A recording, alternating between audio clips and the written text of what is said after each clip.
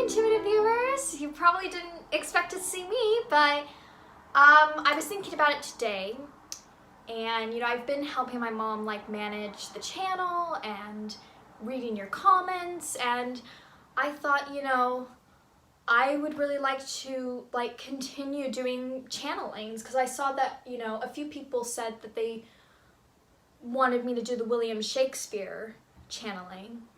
And I never got to do it because I moved to England, and that was like a whole process on it by itself. But I'm here in England now. This is my home.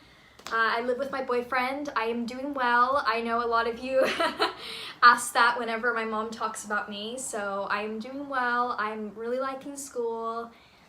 It was an adjustment coming here. Even though we all speak the same language, sometimes it does feel like we're speaking another language, if that makes sense. Learning things, even just money and getting, different brands at the grocery store is a process and was really difficult, but I feel like the past month I've been really feeling good about being here and getting the groove and just doing well. Yeah, so I thought, I might as well do some channelings every once in a while since I'll have the time. So I wanted to go into William Shakespeare, because I know you guys have asked that before, and I think, I might as well talk about him while I'm in England, while I'm literally connected to him here. I will probably get a much better reading just because this is the country that he was in. And, near London, I think, for a while, which is an hour away from here. So it's a kind of a perfect circumstance. If you have any other, English celebrities or English, historical figures that you want me to do, tell me now while I'm here in England, because I feel because the place is so old and there's so much history, I feel like I can just, boom, tune into them right then and there. It's crazy, and it's such a small country that I feel like I can literally feel them sometimes. If I'm seeing something, on a tour, I'm seeing something historical, it's insane. The energy is insane. So yeah, I've thought about doing Diana, I've thought about doing Amy Winehouse, I've thought about doing even Sid and Nancy, because they spent a long time here and I'm fascinated with them. So yeah, just let me know. So anyway, let's get into the reading. So, me.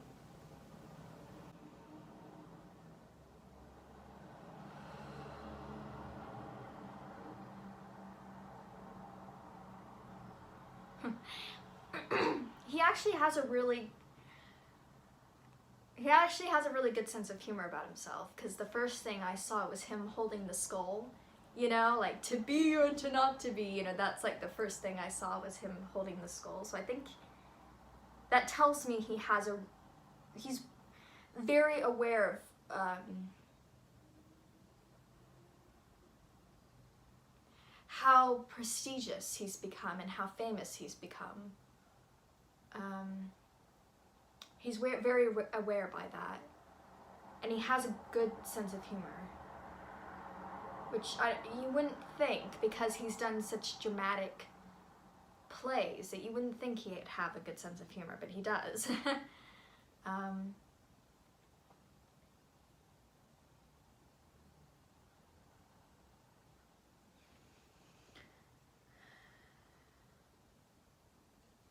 Okay, I'm seeing the globe. I'm seeing the Globe Theater. I think right now he's just confirming that it's him. I think, he's just kind of showing a bunch of different objects. Usually when I get people, when I know that I have people, I can usually see them in the room. And it's usually by the way they're standing. And that was one of the first things, that he theatrically presented the skull, kind of saying it's me and I'm here, yeah, he's a funny guy, which is, odd. I didn't expect that. So since my mom's not here, I will ask the questions, and I will try to ask the best way I can. And yeah, we'll just go from there. So, okay. So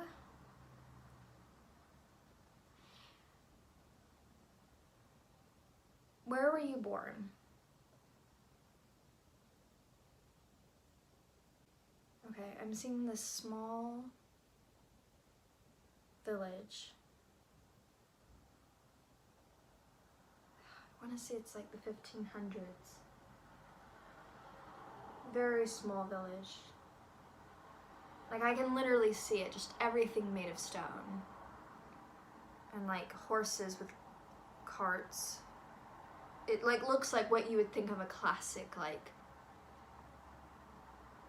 English village, you know, in the 1500s, 1400s. He was very imaginative as a kid. Very imaginative. Like I can see him playing with like these like wooden swords. He was really good at telling stories.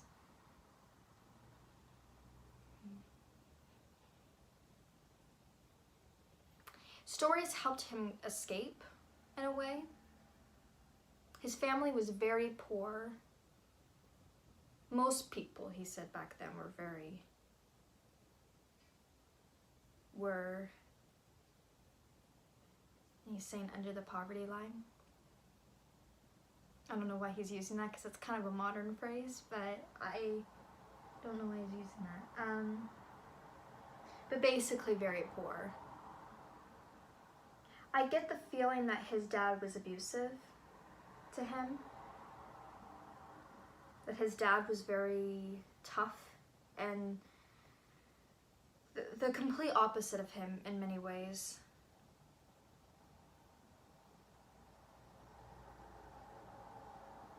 He's kind of a boulder of a man, you know? Like he was like big and strong and tough and, you know, William was just not that way at all. You know, he was like, he said that, you know, he's saying that his father and him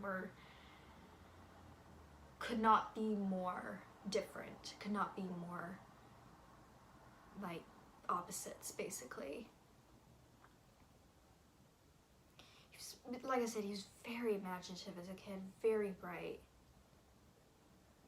He did really well in school, too. He had lots of friends because he would tell them stories.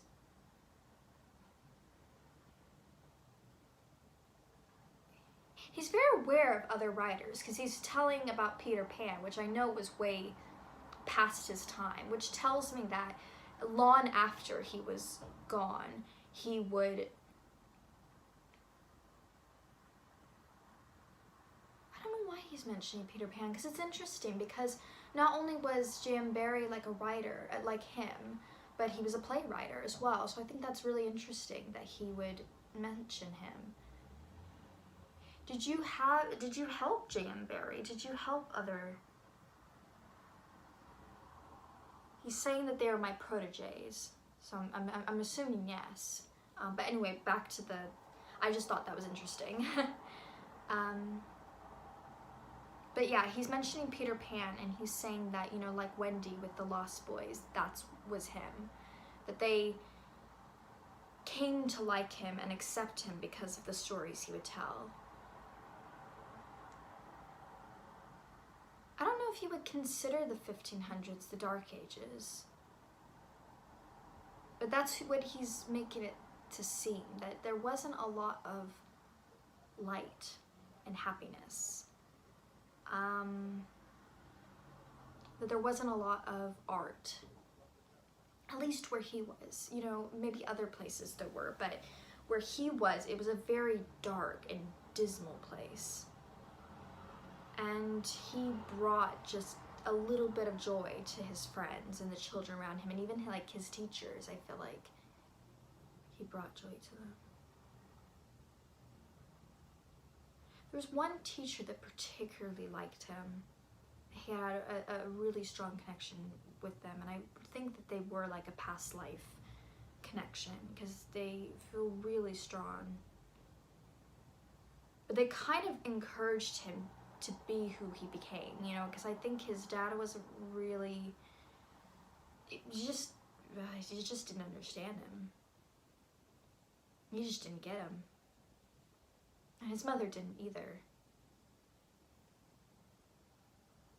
They weren't parent. You know, back then, the feeling I'm getting was that his parents weren't parents like we know today. They were very harsh and treated them like little adults. You know, and just all they were there to do, kind of like animals in a way. You know, where there's paternal love because that's their child, but there wasn't a lot of like love. It was all about just doing your duties as a human, which I guess is preparing them for life, really. And for him, it was like preparing him to take over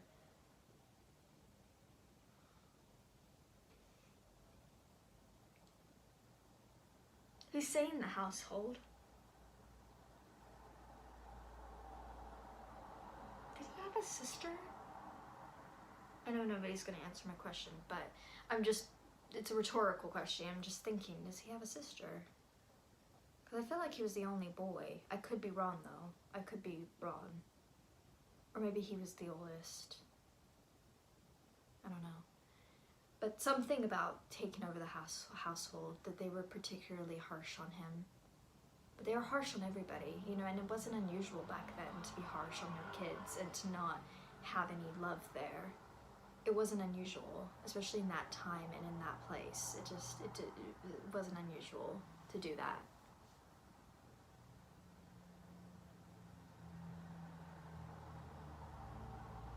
He went to university? Did he go to university? That sounds weird. Did he go to university? Or school?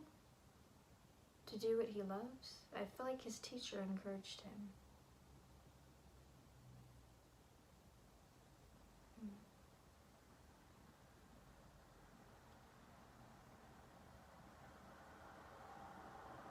Nobody was doing what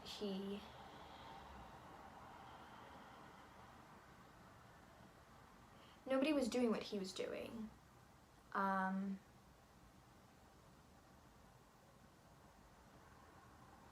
He was unusual. Like, theater had existed before him, but it was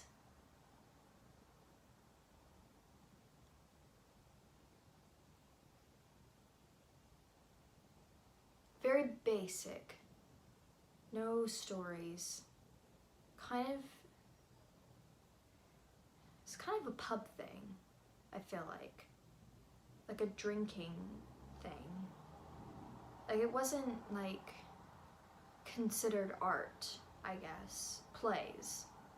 Opera was different, you know, music was different, concerts were different, and paintings were different, but theater was relatively for the poor, I guess. The poor. And you'd see it a lot in pubs, and it was kind of like slapsticky, I guess. That's what he's kind of describing it, kind of lowbrow and just not really taken seriously by people. People never thought it could be more than what it was, I guess. But he saw potential in it from a pretty young age. I feel like he was just really talented. And like did these plays when he was really young. And pretty quickly too. Like one right after the other, he just was like, boom, this play, boom, that play, boom, this play, boom, that play. Like in a pretty quick like time frame. It started low and then, okay, so he's showing me the globe. like he had a few theaters that he ran and owned. He had to build his theaters because nobody was doing what he wanted to do. And nobody would let him, really. I mean, people were kind of apprehensive to let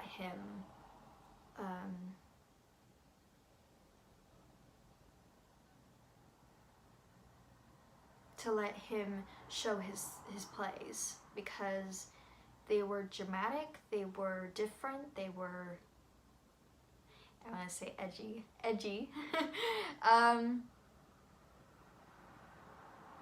Yeah, like he, nobody would let him show it, and they didn't really understand it, and he had to kind of eventually take it to London, where he was hoping, you know, a higher society would grow to love his plays.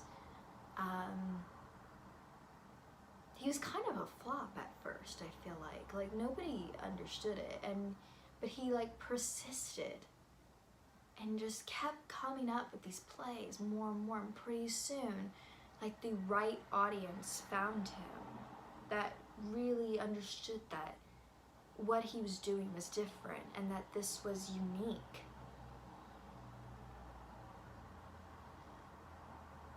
It's funny, when he was saying that it was a flop, the image he was showing me was throwing tomatoes, which is a classic, like, medieval, like, thing, you know, if you disapprove of something that's happening on stage, you throw tomatoes. So I think, you know, like I said, he has a good sense of humor.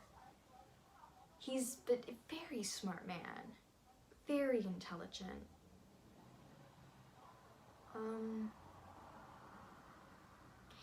He's talking about Queen Elizabeth. She came to...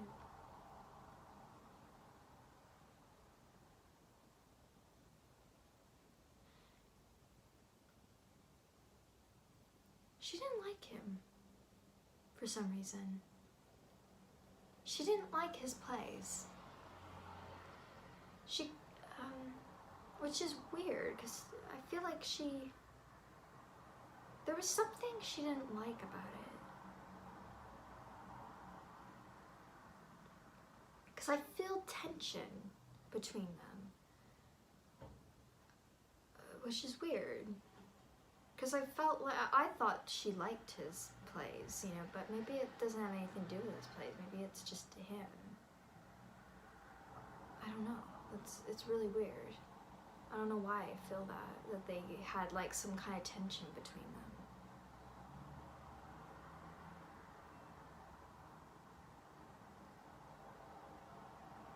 They're both very strong personalities. I think she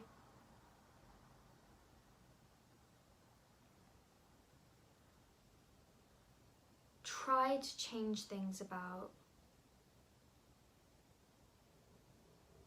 He's like talking like Macbeth and like Hamlet and plays like that, where it talks about like the royal family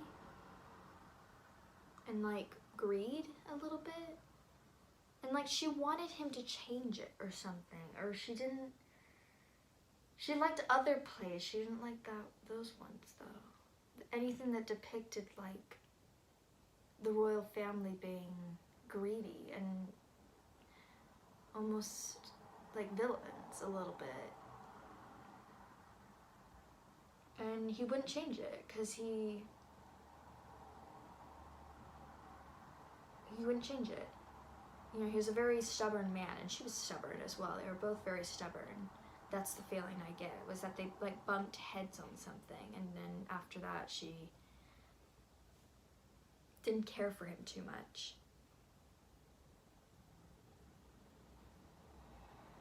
Because she appreciated his work. She could see the talent there. She loved some of his plays, but for some reason that bugged her. Because she felt that it was like giving a bad name to the royal family, and he didn't want to change it because he didn't feel like they were perfect. He didn't feel like the royal family was perfect and that they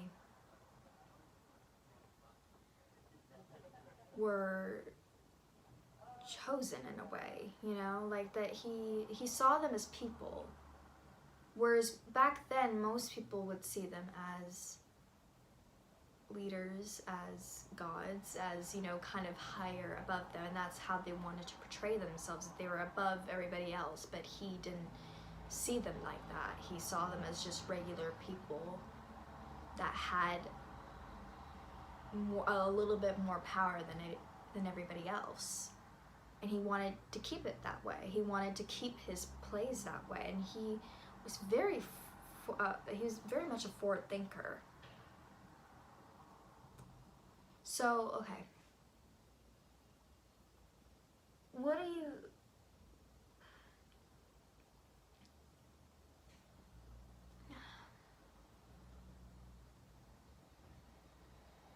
He never thought he would become famous.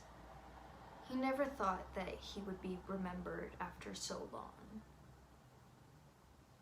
He never thought of himself that way. He doesn't have a lot of ego, even though he's kind of portrays himself as maybe he would have some ego, but he doesn't really. He's very humble. He's a very humble guy, and didn't think his plays would be anything really. He kind of just thought this is what he wanted to see, and this is what he liked. And this is what he felt like was important for the times. You know, all his plays had messages for the time they were in, to the people. You know, it was more about the time he was in and giving those messages. So I'll talk about his death.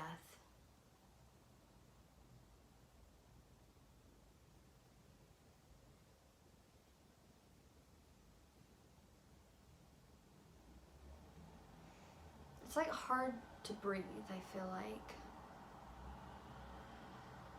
I want to say like pneumonia or something. It's something very,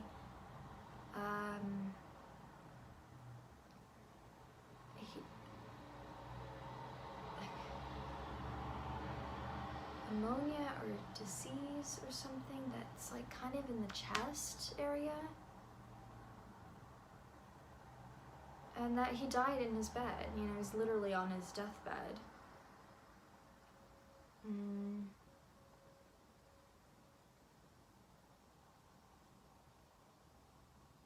He's saying that he reunited with his father in the afterlife. And that he was the one who helped him cross over, which was surprising to him, but on the other side, he grew to understand him. They grew to understand each other more. Again, I think it might have been a past life thing. But I think that surprised him that he met his father on the other side. I didn't think he expected that. So I'll ask, like, what does he think about his work now? Like, what does he feel about people looking at his work now?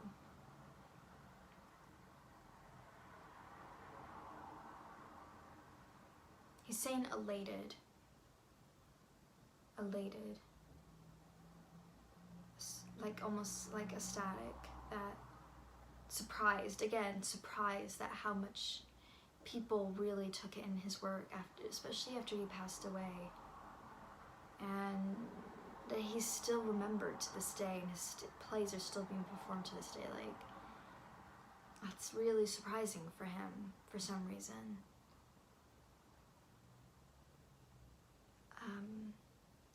He does help a lot of people that are. He's kind of a spirit guide for a lot of people right now. Maybe some people that we don't know. A couple of people that come to mind is J.M. Barrie. That guy who wrote Hamilton, Lin-Manuel Miranda. He's showing him that he's like the latest kind of like protege. He kind of helped guide. a lot of like writers and people that are doing plays, he really identifies with more than ever. He doesn't, you know, that's usually what he helps with. People that are writers and they write plays, like playwrights. he helps a lot of playwrights. I feel like some authors too, but for some reason his energy goes with playwrights. I don't know why. It just does. Yeah, and again, I feel like the reason why he's using some modern words is because I feel like he's come back a few times. I don't feel like this was...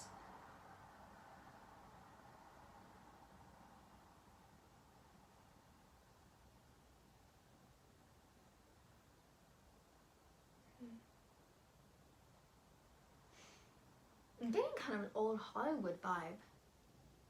That he was either like a producer or a screenwriter. Back like in the 30s. Weird, yeah. He's come back, like I would say twice maybe he's come back since he passed. And that he helps a lot of playwrights. He's not here now. I don't think he's on Earth now. But he has come back. So yeah, okay. That's that. That was interesting. There was a lot of stuff I didn't know. I will have to look it up and see if I'm right. Thank you guys so much. Subscribe to Intuitiview and like, ring the bell. You know, contact my mom if you want readings from her. I don't really do readings because I just don't really feel comfortable yet. But again, like if you want me to do more readings, let me know about celebrities or historical figures. Like I said, England's a really good, like a lot of people that are either based in England or had spent most of their time in England are really good because like the energy is really good here. You know, I feel like it's really easy to like get in touch with them almost. So yeah, so thank you guys so much and I'll see you soon. Bye!